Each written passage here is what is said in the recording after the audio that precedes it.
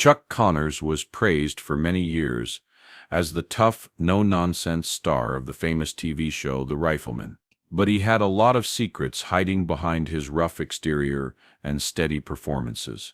What's it to and you pine to is one of the most famous and mysterious people in Hollywood. Connors' life was full of unexpected turns.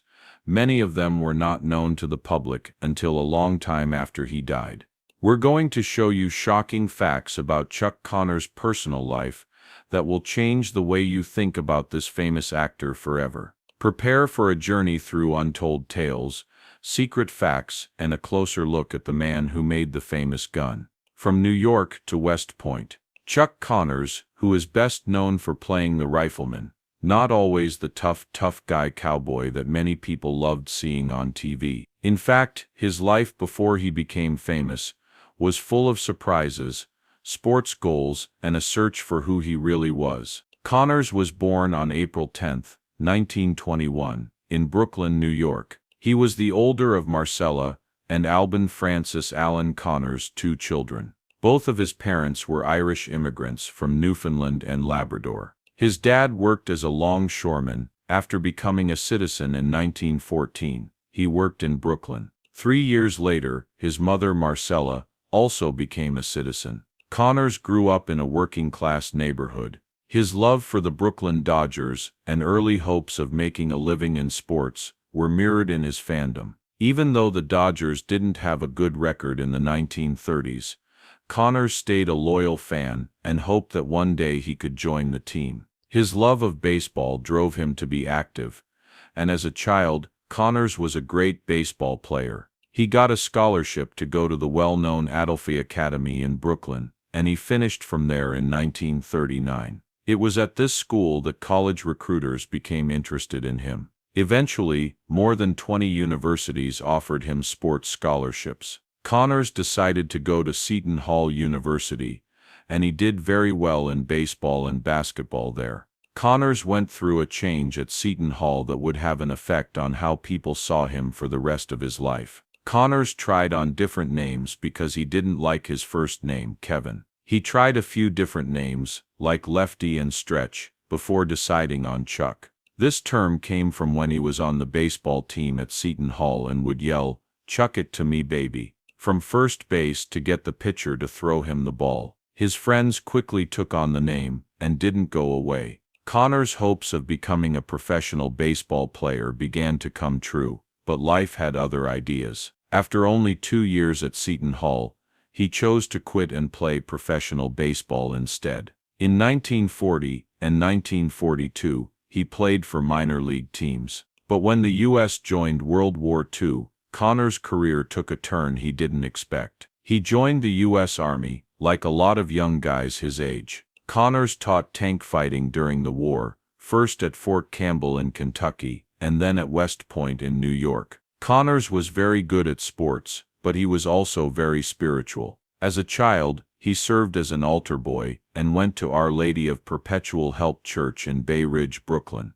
His parents, Alan, a longshoreman, and Marcella, a housewife, raised him in a responsible way. Even though his parents had a big impact on his life, it was a teacher named John Flynn who affected him the most. Connors played first base on a team called the Celtics when he was only 13. Flynn, a small but powerful teacher, helped shape his character and love for sports. Connors had dreams of becoming an athlete when he was younger, but it was clear that Hollywood had other plans for him. His background in sports and his tall, intimidating height made him a natural choice for the role. Even though he had some rough patches on the way to fame, it's interesting to think that the Rifleman was once just a kid from Brooklyn with big plans, a love of sports, and a name that didn't quite fit. Chuck Connors was more than just the cowboy who won hearts in The Rifleman. He was also good at sports on the field and court. He was also one of a kind because he played competitive baseball and basketball. Before he was a well-known star in Hollywood,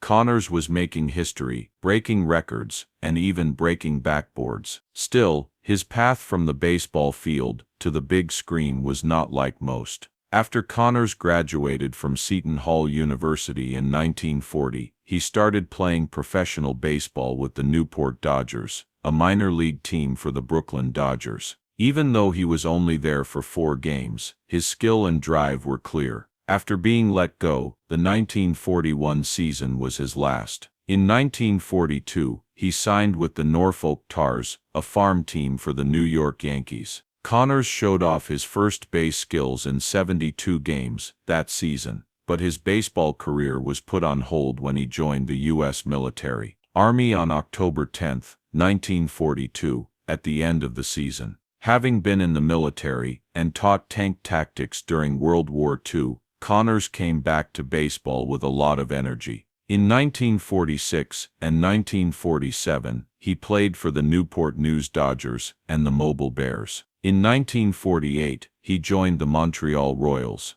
Connors got better with the Royals over the next 3 years. In 1948, he even went to spring training with the Brooklyn Dodgers. Even though he didn't make the team, he was still an important part of the Dodgers minor league system. He finally made his MLB start in 1949, playing in 1 game. Later in 1951, he joined the Chicago Cubs and played first base and sometimes as a pinch player in 66 games. Connors' first love was baseball, but he was also very good at hoops. When Connors got out of the service in 1946, he joined the National Basketball League and played for the Rochester Royals, who are now the Sacramento Kings. Connors made history the next year when he joined the Boston Celtics of the Basketball Association of America, BA. During the Celtics' first season, Connors broke a backboard. Interestingly, it wasn't during a high-flying dunk, it was a pre-game shot. Connors left a lasting mark on basketball history. He played 53 games for the Celtics before retiring from professional basketball during the 1947-48 season. Connors is one of only 13 athletes in history to have played both Major League Baseball and professional basketball. He joins legends like Danny Ainge and Dave DeBusschere in this exclusive group. This shows how athletic and flexible he was. Connors made a name for himself in the sports world even after he stopped playing. In 1966, he helped end a holdout between Los Angeles Dodgers pitchers Don Drysdale and Sandy Koufax and team management by acting as a mediator in a contract dispute. This showed that his influence went beyond the field and the court. Connors eventually traded his uniforms for cowboy hats and 6-shooters. His time as a professional athlete, on the other hand, set the stage for his success in Hollywood. The discipline, charisma, and larger-than-life presence he showed on the field and court made him a beloved star. From breaking records to breaking barriers, Chuck Connors was a true Renaissance man, whose athletic legacy still inspires people today. Stepping in front of the camera. Sometimes a curveball leads to the biggest home run of your life. Chuck Connors became a Hollywood icon when he realized that his future wasn't in professional sports. He left the dugout and built a great career as an actor, earning fans in both movies and TV shows. His big break came from baseball in a well-timed game near Hollywood. An MGM casting director saw him and hired him. He was hired to play a police captain in the 1952 Tracy Hepburn classic Pat and Mike. The part was small but important, and it was the start of Connors' Hollywood career. His athletic build and commanding presence quickly got him bigger roles, like the lead role in 1953's South Sea Woman, where he played a rebellious Marine opposite Burt Lancaster. That same year, he got into trouble with John Wayne.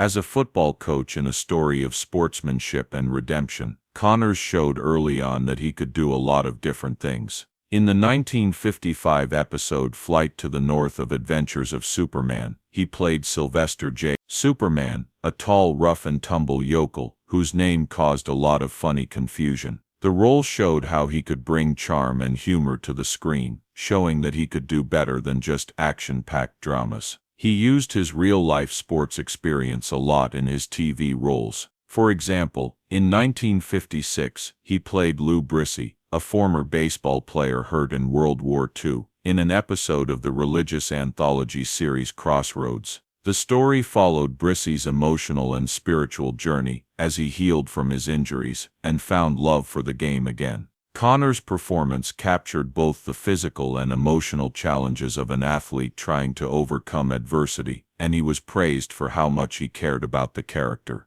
He had roles in a lot of different types of TV shows. In 1957, he played Burns Sanderson, a cowboy who becomes close with the title character's dog in Walt Disney's classic movie Old Yeller. That same year, he also co-starred in The Hired Gun, which made him even more famous as a strong, reliable character actor. Connors became a favorite for Western roles, and he often appeared as a guest star on shows like Tales of Wells Fargo, Wagon Train, and Gunsmoke. Because of his big frame and natural confidence, Connors was a great fit for Frontier Tales, and the series became